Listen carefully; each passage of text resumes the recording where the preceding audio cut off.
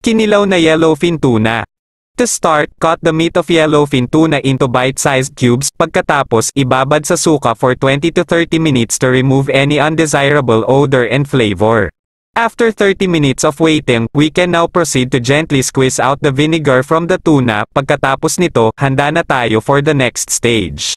Ngayon, sama-sama tayo ilagay ang pipino, hiniwang sibuyas na pula, mga berdeng at pula na siling labuyo, at ang makinis na tinadtad na luya. Haluin ang lahat hanggang maging maganda ang pagkakamerge ng mga ito.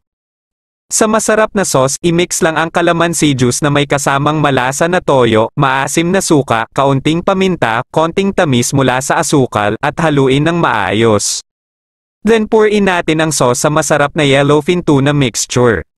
Now, the exciting moment has come in our culinary adventure. Let's carefully blend our yellowfin tuna until all the ingredients harmoniously come together and blend perfectly, creating a symphony of tastes that will tantalize your taste buds.